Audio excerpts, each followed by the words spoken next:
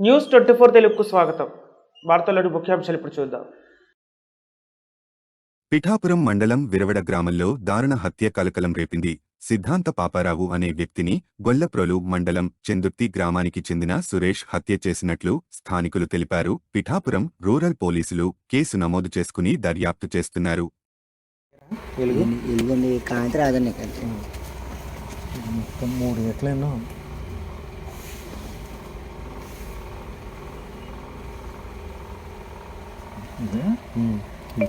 చెవి దగ్గర